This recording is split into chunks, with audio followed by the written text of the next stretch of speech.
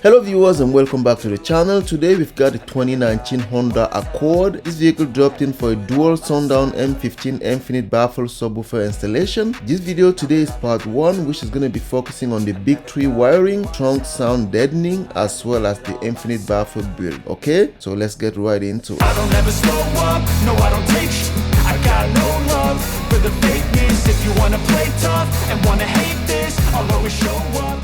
As it is right now, we are assessing the trunk here to see how we're gonna mount our Infinite Baffle to hold our subwoofers. And talking about subwoofers, this is what we got for this baby.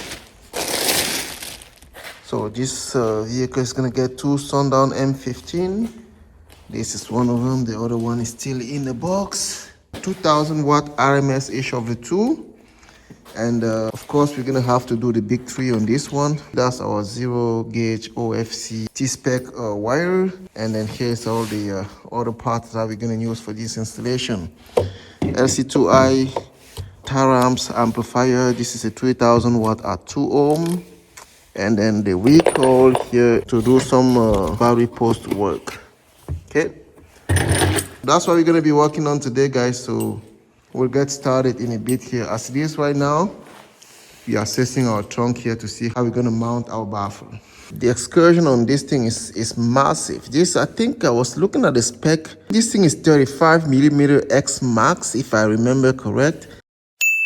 The excursion on this thing is just on another level. Now we're going to go ahead and start running our big tree cable. So we're going to be following this power cable like this, and then go down there to reach out to the alternator. And over here we have our ground going from here directly to the battery ground. And over to this side, as you guys can see, the alternator is quite difficult to access on this vehicle. It's somewhere down there, right there. That's the alternator down there. We already remove it from the support, so it's just sitting down there like that. We're gonna make our connection and put it back in place. So that's where it is. We did have to remove a couple pieces over here, like the engine compartment support, to gain access to the alternator. So the power wire of our big tree is gonna be running from that alternator over to that back wall, and then reach over to the battery right there. The ground is right there. And now the last piece, which is the ground from the engine block over to the frame, is right here. So this one is not complex as well. So our two grounds are fairly easy to do here. It's just the power that is a whole lot of headaches. So that's our ground on the frame, and it's just hanging here because it's connected to this piece that Romeo removed. It's sitting right there. Okay, so we're gonna go ahead and make those three connections. As soon as this is done, we're gonna put everything back together over here and start running our power cable all the way to the rear of the vehicle.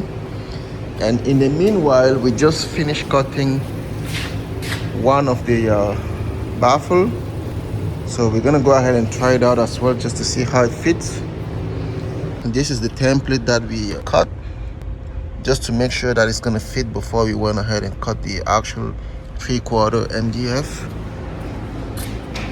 So in the meanwhile, we are figuring out how we're gonna hold this baffle in place, and that's pretty much where we at. Okay guys, all right folks, so we've got our power for the big tree terminated here. So now we're gonna go ahead and run it all the way over to the alternator down there, and we'll make those connections. That's going to be the first piece of our big tree, and then after this one we'll keep going over here at the battery to the ground, and then engine block to the ground. Okay, so let's start over here. As you can see, it's running down there, and underneath there our 0 gauge OFC running there and coming up over to the alternator somewhere over. I don't know if you guys gonna be able to see this, but anyway, the alternator is down there. It's gonna be hard to get to, but Our alternator is down there somewhere. I don't know if that gives you a shot, but yeah.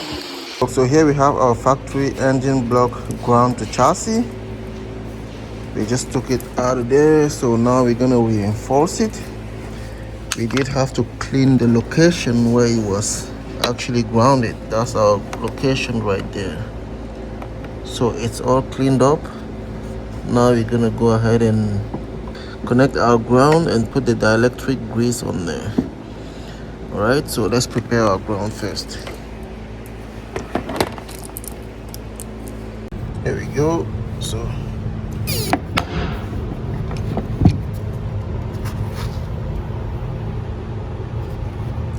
okay, I like to go on a second time, so just to make sure it's very nice and tight in there. Okay, so I'm gonna go ahead and run a second time, guys. Engine block compartment to the chassis ground is complete here.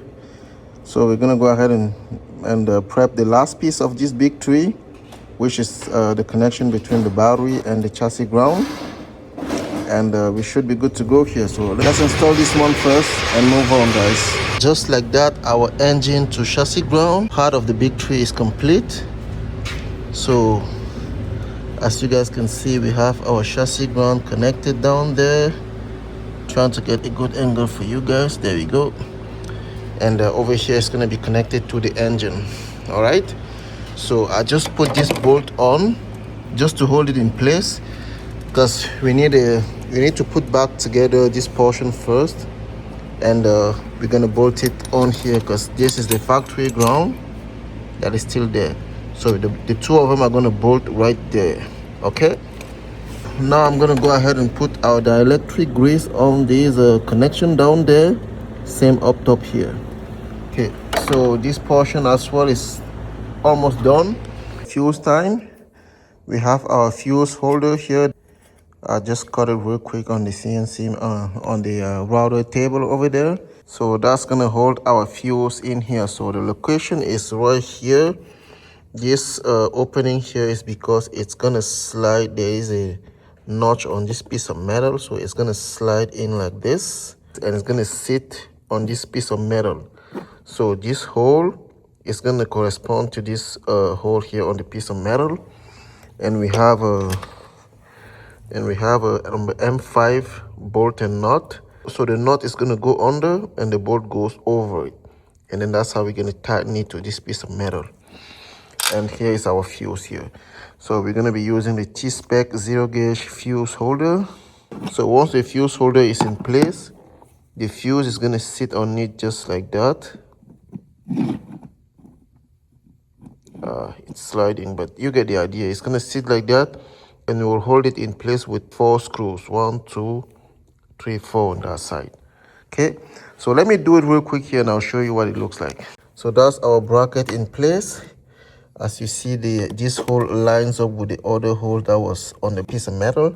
So now I'm going to go ahead and insert the screws on there.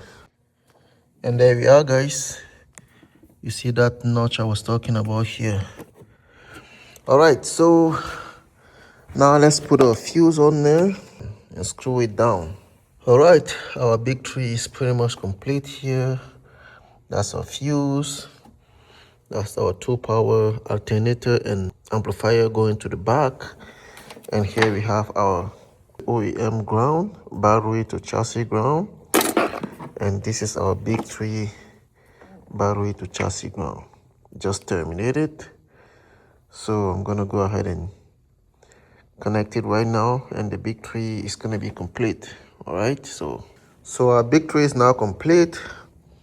Battery terminal to chassis ground. We added our dielectric grease on there. So here we have the power going to the amplifier at the back, and then the second power going to the alternator underneath there.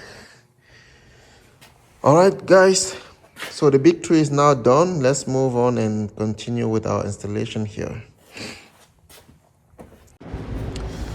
All right, folks, so this is the first try with the actual 3/4 piece. So we're noticing that it's kind of tight. It can go in for sure, but it's very, very tight. So we're gonna go ahead and trim about 1/8 of an inch out of this, just to make sure that once we finish with the carpeting and the sound deadening underneath there, it's still gonna be able to go in. So let's take a look on the other side here, and that's what we got here. There we go.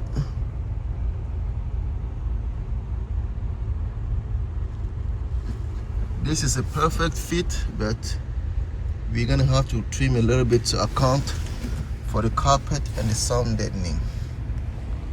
All right, there we go, guys. These things start looking like something is gonna happen here. All right, okay, let's take it out and trim it out a little bit. Now we have a better fit. So we know once we add the carpet to it, it's still gonna be able to go in there. Okay, so now we're gonna go ahead and remove the trunk covering here, so we can better assess how we're gonna install our amplifier rack, do the sound deadening, and also manage our cable, the cable coming over from the front. So let's do that. Now that I've been put through, I never got anyone's help. I had to do it all myself. Now that I've been put through, I never got anyone's help. I had to do it all myself. Now that I've been put through. Now we have a better view of what we are dealing with over here in the trunk. All right. Okay. So I think we're gonna have to route our power cable behind this metal panel here. Yeah, I think this looks like a plan. Gonna build the amp rack over here. The cables are gonna come from behind here, easy access, and go straight to the amp rack. Okay, so let's get to work, guys. And here we go, guys. It does fit perfectly fine.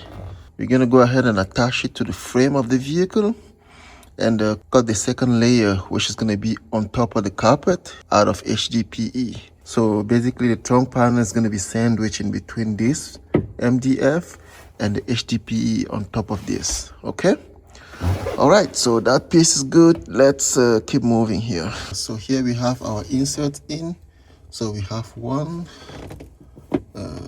2, and 3 insert in.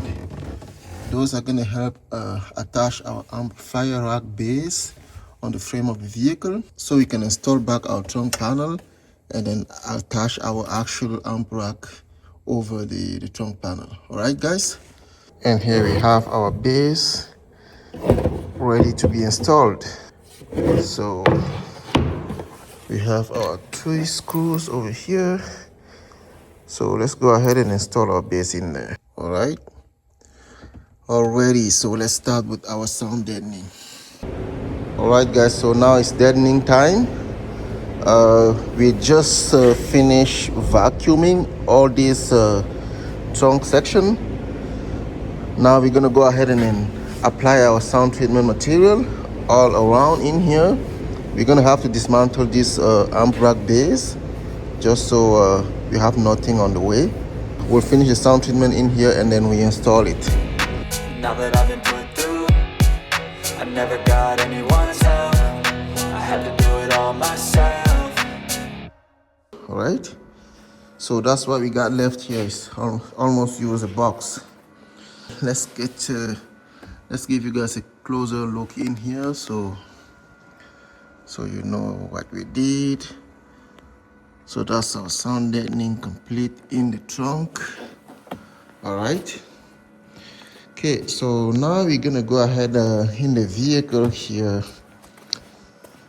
At the front here, first off, we need to remove this glove box and access the ANC module behind there so we can disconnect it, because it's gonna be a problem after the subwoofer installation if we leave it on. So that's 1. And then 2, we need to dismantle this whole center console so we can access the factory amplifier, which is located somewhere behind there. Okay, so that's what we're gonna go ahead and do right now. So we're gonna start with the ANC module and then access the factory amplifier. Once we access the amplifier, we'll go ahead and put this radio on and check the signal that we get on there to figure out where we get the frequencies that we're gonna need for our subwoofer. Alright, so let's get to work. I don't ever slow up, no I don't take sh**. I got no love for the fakeness. If you wanna play tough and wanna hate this, I'll always show up and make a statement. I don't ever slow up, no I don't take shit. I got no love.